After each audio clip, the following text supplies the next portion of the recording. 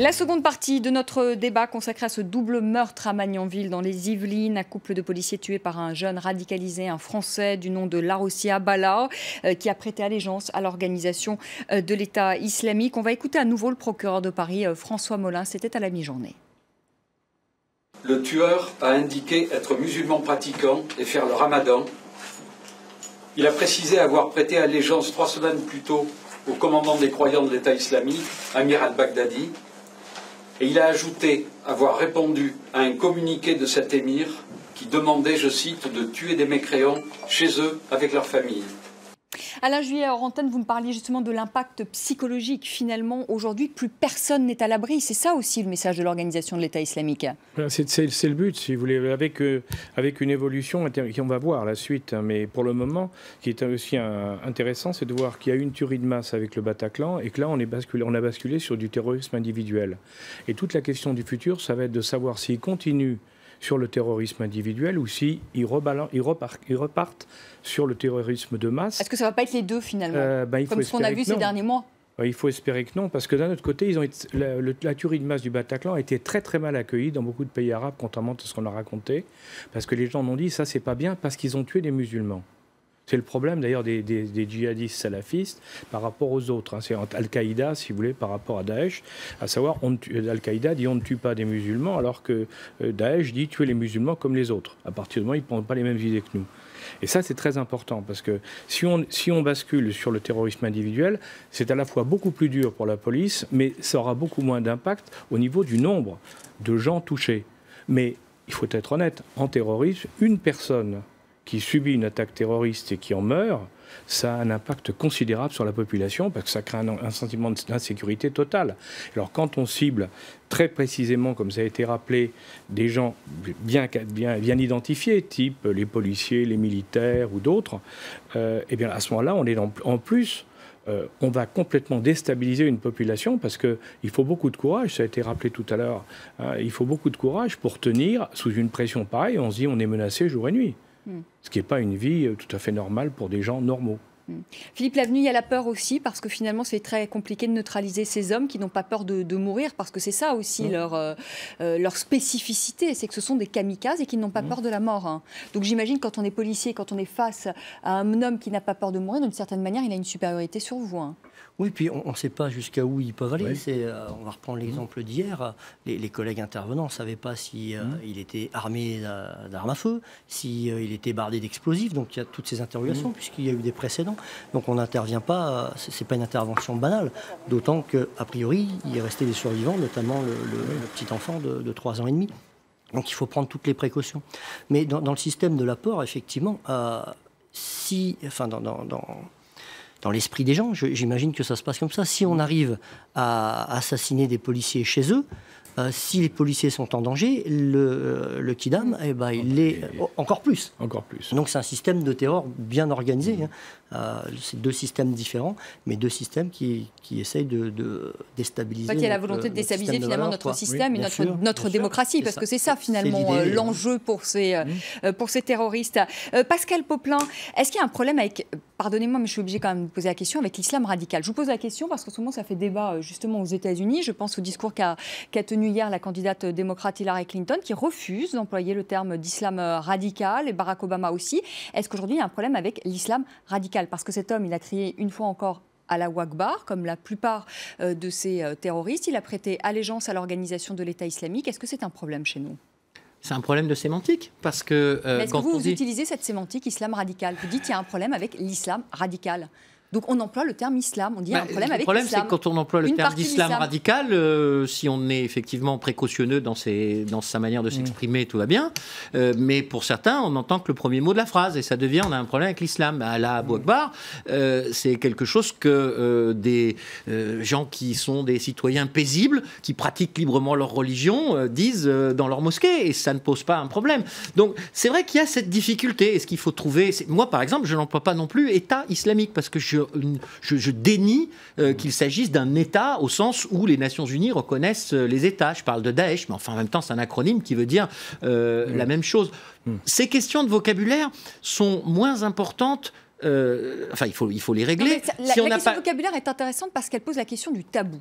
Le tabou de l'islam. Il faut appeler un chat un chat. De cette peur, finalement, de faire une stigmatisation, de stigmatiser une communauté. Or, il y a un problème aujourd'hui avec l'islam. Mais il y a un problème avec l'islam radical. C'est-à-dire, il y a un problème avec, je ne sais pas, 0,5% et encore, des musulmans qui sont pratiquants ou non pratiquants en France. Donc, c'est vrai que c'est difficile pour 0,5% de prendre le risque, par la manière dont on s'exprime, de porter une globalisation sur des gens qui sont y compris les premières victimes, ou qui, quand il y a des attentats, on en parlait tout à l'heure, font aussi partie des victimes de ces gens-là, et qui, sur les territoires où, en Syrie, en Irak, etc., sont tués en masse, parce qu'ils sont considérés comme des mécréants, ou en tout cas comme des gens qui n'appliquent pas suffisamment les préceptes de ce qui est le dévoiement que ces gens-là considèrent d'une religion. Cette réaction d'un internaute, en ne citant jamais l'islamisme, Hollande entretient le dangereux amalgame avec les musulmans intégrés. Alain Juillet. Oui, justement sur cette notion, ce problème avec l'islam radical. Dans le combat médiatique et idéologique et religieux qui est mené, il faut appeler les choses par leur nom. On ne les appelle pas suffisamment par leur nom. Moi je pense qu'il faut, parce que quand on parle d'islam radical, c'est justement comme ça a été dit, ça permet de différencier l'islam en général, l'islam malakite ou tous les autres qui sont des islams tranquilles et qui vivent très bien et qui ont toujours très bien vécu, avec une petite partie de l'islam qui est une véritable secte en définitive, il faut quand même dire les choses comme elles sont, qui est une secte de l'islam très extrémiste, qui est venue d'Arabie, il ne faut pas l'oublier, avec Wahhab, mais qui a été ensuite alors amplifié récemment en Syrie par Abu Mansour al-Souri, qui est le théoricien de Daesh. Où là, on voit bien qu'on n'est pas du tout dans un islam religieux. On est dans un système dans lequel on veut imposer à tous, y compris aux autres musulmans, sa propre vision sous peine de mort. Est-ce que vous l'avez vu prospérer, vous qui avez été à la DGSE, ou que c'est très bien les services de renseignement, est-ce que vous l'avez vu prospérer, est-ce que vous l'avez vu monter en France, cet islam radical? Et est-ce que d'une certaine manière, je vous poserai la question, Pascal Popelin, est-ce qu'il n'y a pas une forme de clientélisme? Est-ce que les élus n'ont pas, pour certains, fermé les yeux? Non, je crois qu'il y a un déni de réalité collectif qui s'est posé en France et qui, à mon avis, parce que la pression est montée progressivement. On a vu arriver des imams qui ont fait des prêches incendiaires, mais on ne voulait pas y toucher au nom d'une certaine vision de la démocratie ou de la liberté. On a vu des gens ensuite faire des colloques, faire des déclarations vraiment invraisemblables. Tout ça, ça a été laissé parce qu'on ne voulait pas, au nom de la liberté, au nom de la démocratie, on voulait fermer les yeux.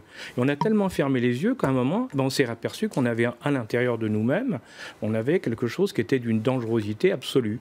Alors maintenant, évidemment, on s'est réveillé, on essaie de réagir, mais on a rattrapé 10 ans de retard de dérive qu'on a laissé faire. On a laissé faire. Bien sûr, il n'y a pas le moindre doute là-dessus. Farhad Khosrow-Khavar, est-ce qu'il y a pas... il n'y a pas que des problèmes purs. Ne croyez pas qu'il n'y a pas que la religion, comme ça a été dit tout à l'heure. Non, mais est-ce que la religion n'est pas finalement, Farhad Khosrow-Khavar, n'est pas finalement un exutoire pour ces jeunes qui ont un problème identitaire, qui n'ont pas de boulot aussi, qui se retrouvent à vivre dans des cités entre 4 bars HLM? Est-ce que finalement la religion n'est pas un exutoire pour eux, et en l'occurrence l'islam, parce que la plupart d'entre eux, il faut le dire, ont des parents qui viennent, qui sont issus de la religion musulmane et qui sont eux-mêmes musulmans. J'aurais aimé que les problèmes soient aussi simples. En fait, c'est beaucoup plus compliqué.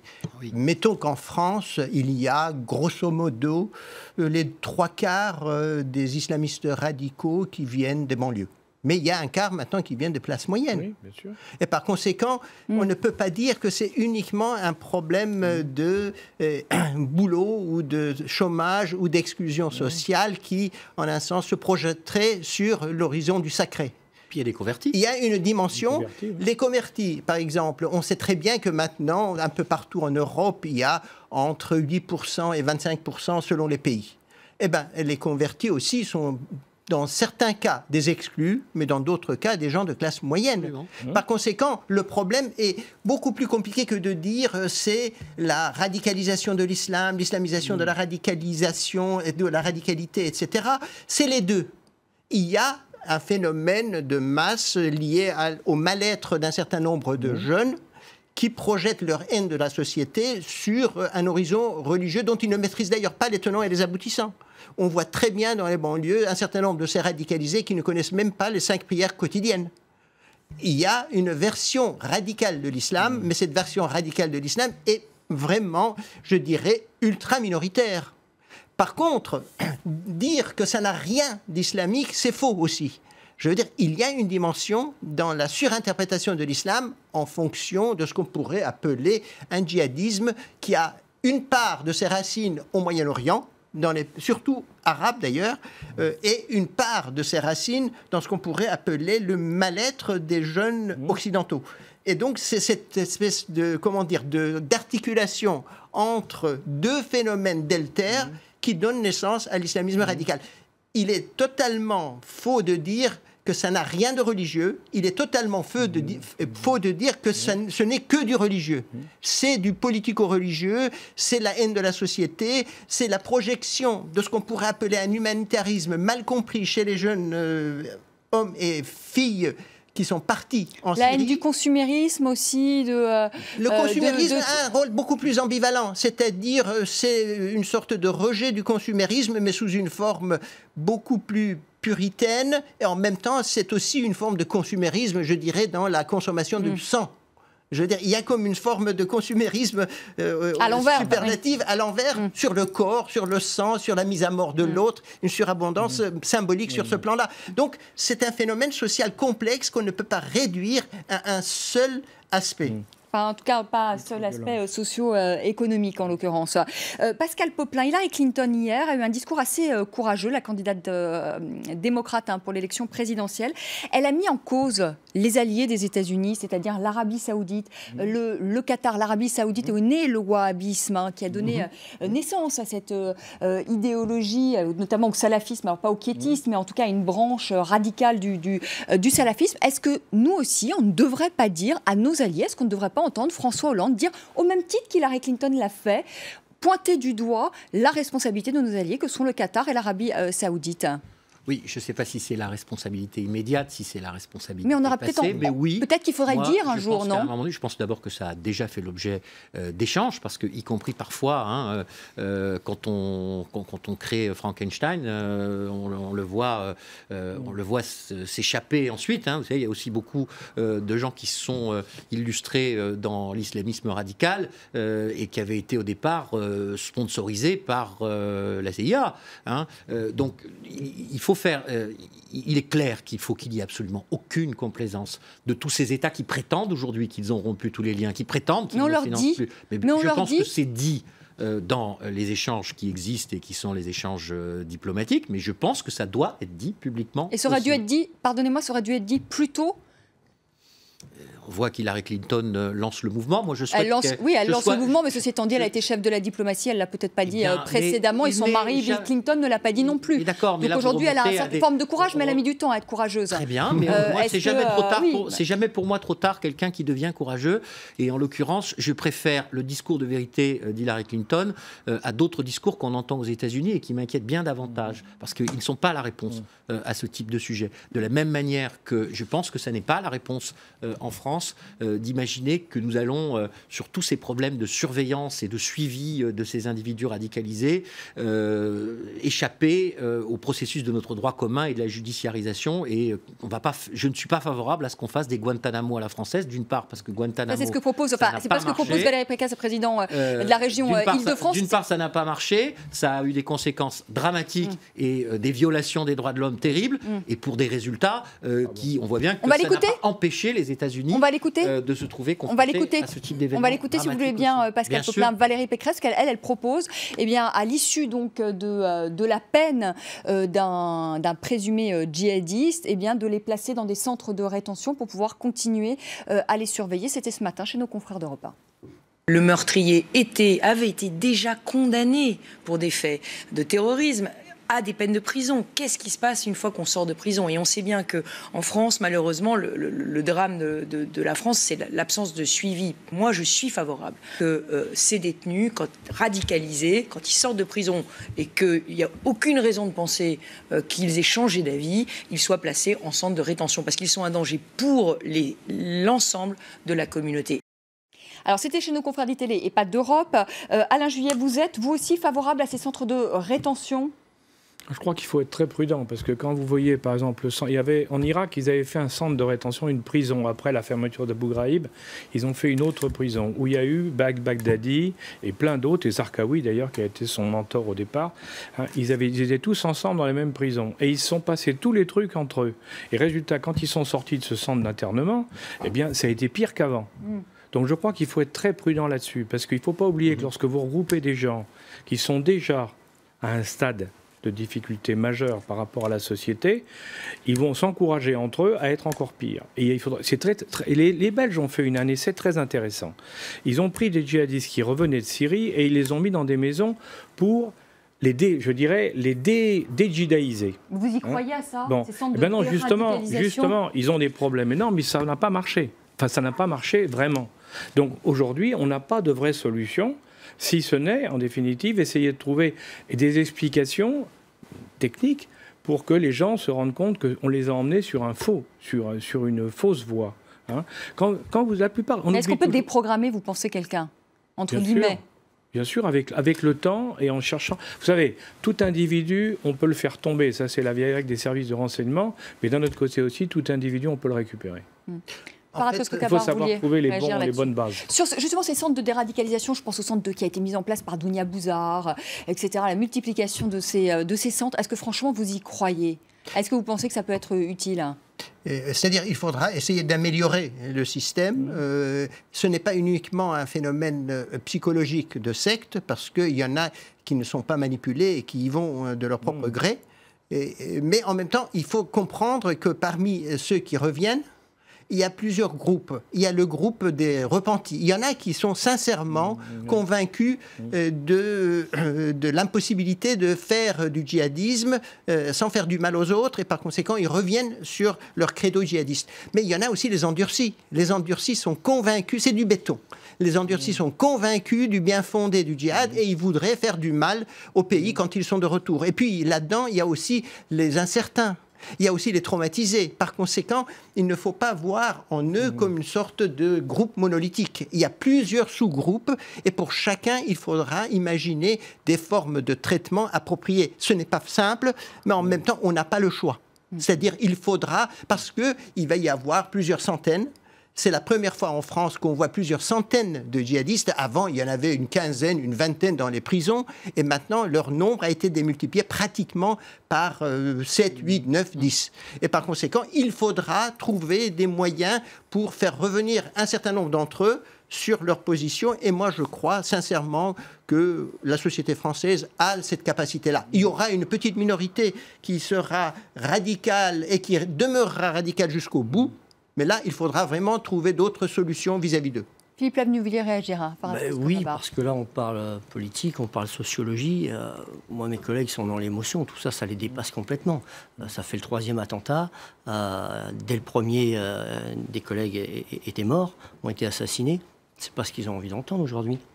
Aujourd'hui, ils ont envie d'entendre comment on fait pour que ces individus, alors qu'ils auraient pu être condamnés à 10 ans, notamment celui d'hier, et il a été condamné qu'à 3, et qu'il a fait que 2 ans et demi. Oui, c'est ça la question. Sursis, parce qu'il n'y a pas besoin d'inventer un arsenal juridique supplémentaire. Alors la question se pose par exemple en Israël, c'est intéressant, Israël qui lutte contre le terrorisme, alors on est d'accord, on n'est pas d'accord, mais c'est vrai que les peines sont beaucoup plus lourdes en Israël lorsqu'il y a apologie du terrorisme, lorsque l'on passe à l'acte, les peines sont beaucoup plus larges, ou même aux États-Unis. Alors là, Pascal Popelin, parce que c'est ce que vous demande Philippe Lavenu, il trouve que les peines sont... Il va terminer.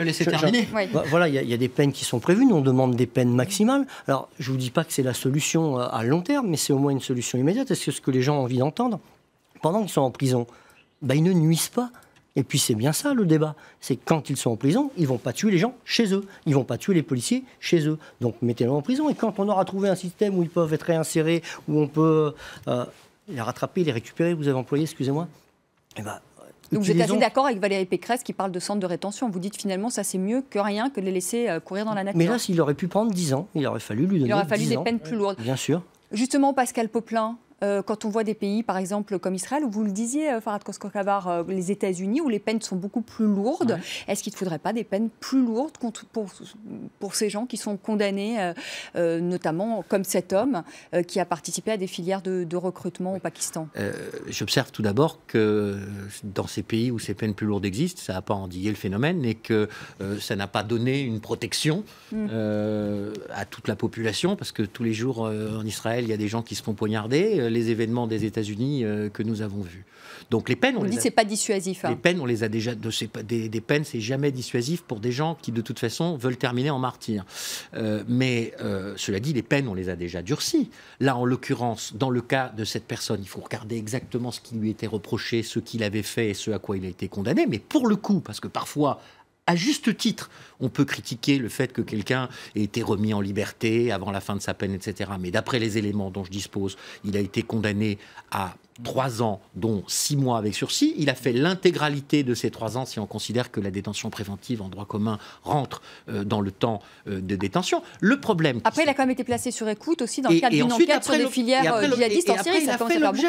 Il a fait l'objet d'une surveillance, dont j'ai dit au début de notre débat que cette surveillance ne permettait pas de par exemple, le mettre en prison. Mais moi, je pense qu'il faut tout tenter, mais rien systématiser. Il faut faire preuve de beaucoup d'humilité par rapport à ces questions-là. C'est la raison pour laquelle, dans la loi dont j'étais le rapporteur, la dernière loi de lutte contre le terrorisme, j'ai accepté que nous mettions les unités de déradicalisation à titre expérimental, mais pas forcément qu'on les systématise. Parce que ça peut être la meilleure comme la pire des choses. Mais ça marche, attendez. La loi, elle a été promulguée il y a 15 jours. Il faut que ça se mette en place. Il faudra des retours d'expérience pour voir ce qui est prévu dans la loi et ce que le Premier ministre a annoncé il y a quelques semaines. Ça va se mettre en place et sous diverses formes expérimentales pour avoir la certitude qu'effectivement, on essaie de différentes choses en fonction des différents publics. Merci à tous les 4 d'avoir participé à ce débat. On va tout de suite accueillir Karim Yayaoui. On va continuer à parler évidemment du meurtre de ces 2 policiers. On en a parlé évidemment tout au long de la journée sur les réseaux sociaux. Un œil sur les médias, c'est tout de suite.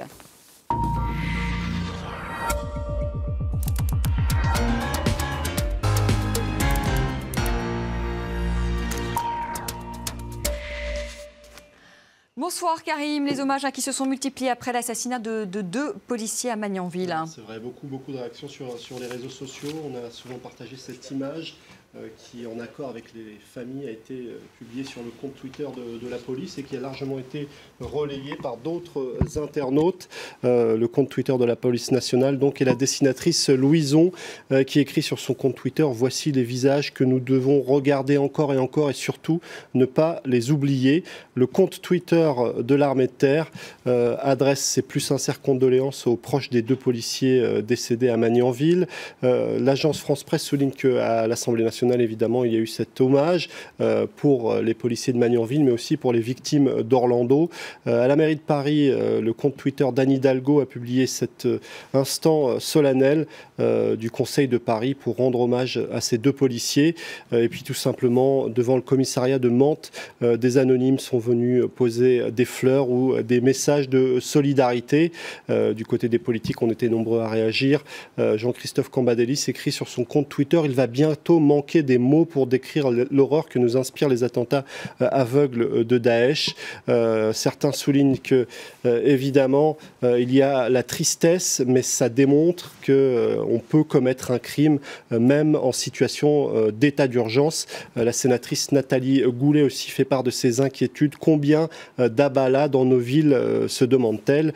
Et puis, évidemment, la polémique, notamment relayée ici par le journaliste Guillaume Champeau, qui explique que cet homme a été condamné en 2013, encore sous surveillance, et qui assassine un policier de son quartier.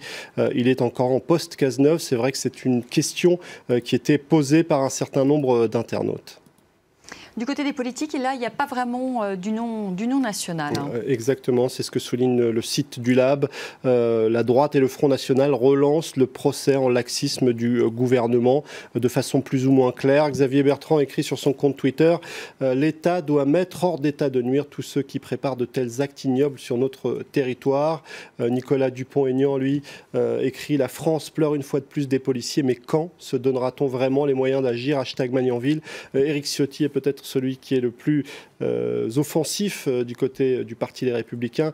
Il faut une vraie prise de conscience de la part du gouvernement, une déclaration sur le site d'e-télévision. Et puis, Nicolas Sarkozy s'est exprimé, relayé ici sur le compte Twitter des Républicains. Il explique qu'il faut de nouvelles mesures au-delà de l'état d'urgence dans cette déclaration.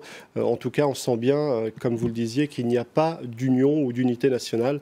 Les remarques et les critiques pleuvent déjà. Merci beaucoup, merci Karim. Merci encore à tous les quatre d'avoir participé à ce débat. Merci à vous de l'avoir suivi. Très belle soirée sur France 24. Tout de suite le journal et je vous retrouve demain soir à partir de 18h, heure de Paris.